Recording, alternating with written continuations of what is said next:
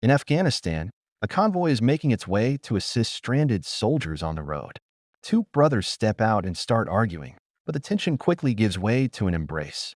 The older one fixes the problem, while his younger brother brings up the Ranger Assessment Selection Program, the hardest posting in the Army. The elder is not interested. His brother is disappointed because they had always planned to do it together. Moved by that, the elder agrees. On his way back, a missile destroys a nearby convoy, and the attack begins.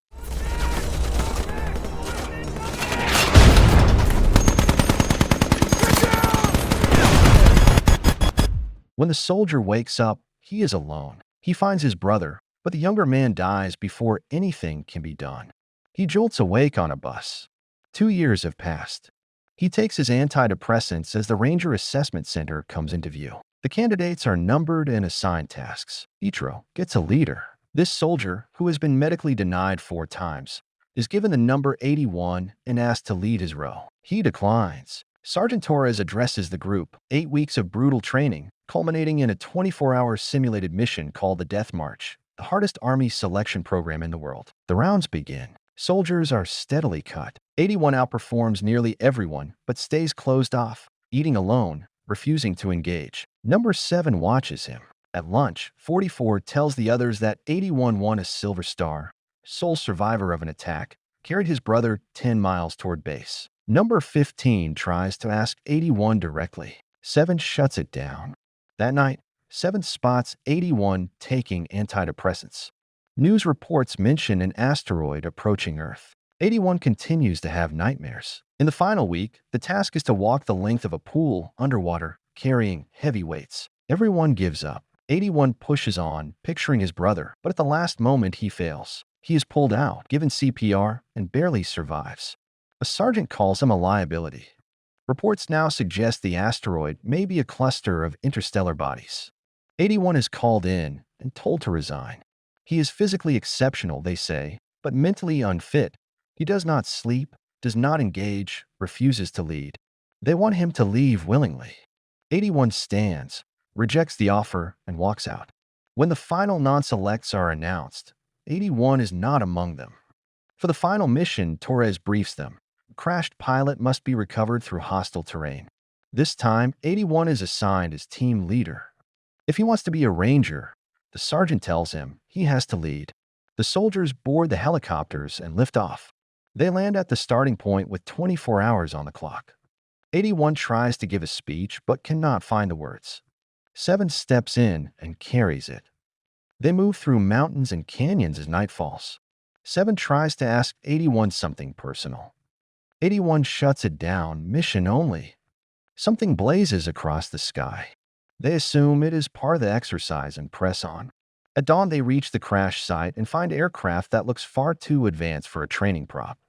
They plan to set charges and blow it open. A soldier reports his compass is dead. Communications are out. A strange low howling is all they can hear. They assume it is all part of the setup and move in. 81 spots something glinting in the distance and goes to check it while 44 covers him. The charges go off. The aircraft is untouched, not a mark on it. Then it begins to change.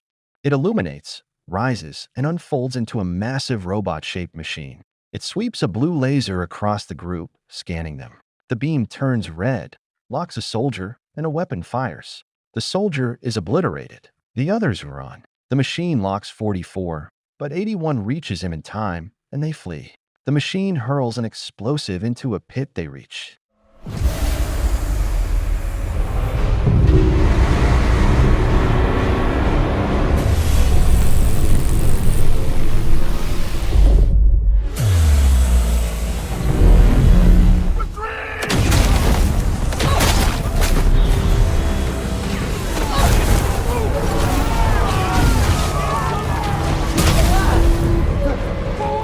The blast sends him tumbling through rocks and roots. One soldier is impaled on a broken branch. 7 takes a savage blow to his leg.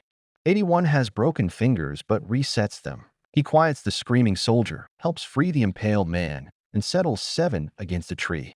They realize the radio was with 111. 81 goes back. The comms are destroyed. He watches the machine lock a crawling survivor and vaporize him. The impaled soldier dies while the others try to hold him. 81 returns and tells them they move now. The machine is tracking them. He throws a rope down the cliff. Everyone descends. 96 stays to lower 7 while 81 checks his compass below. It is going haywire. The machine appears behind 96 and destroys him. 7 lands hard. 81 clamps his mouth shut. The machine scans over the cliff edge. Everyone presses to the wall. It passes, but 15's leg catches against it. They bolt. The machine fires and then switches to explosives. They absorb the blasts and keep running until the machine stands down. In open grassland, they stop to rest. 81 treats 7's leg, but a panic attack takes hold. 7 grabs his hand and steadies him. There is no morphine. It shattered in the fall. 7 tells him to do it anyway. 81 sets the bone and bandages the leg. 7 passes out. They strap him to a stretcher. 15 is at his limit. No comms, no base.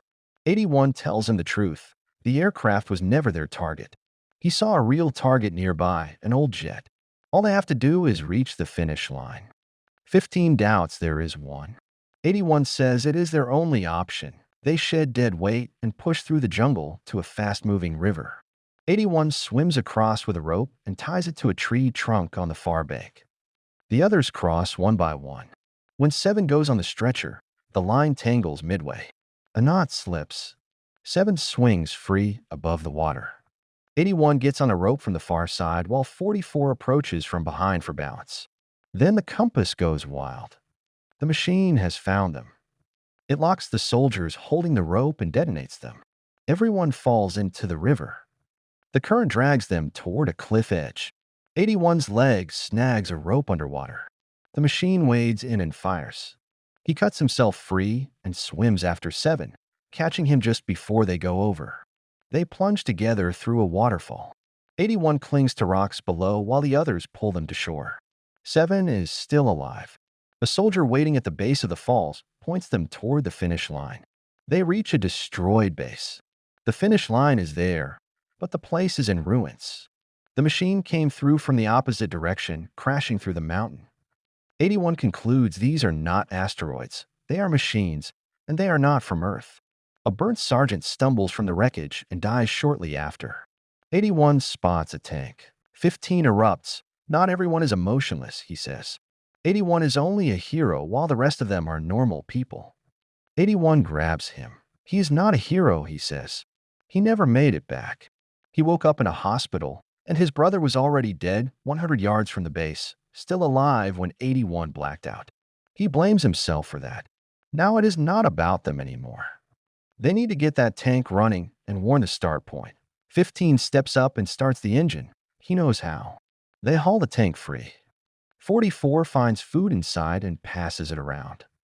They load 7 and just as a flare rises behind them, they get in and move. Another flare.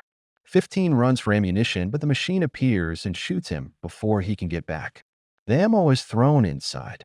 44 accelerates. They fire the tank cannon, but every round bounces off. 44 swerves and everyone is thrown. Fire breaks out inside. They put it out. The armor is taking punishing damage. The machine slows to ready its explosives and drops nearly 100 at once. 44 threads between them. The tank tips over the cliff.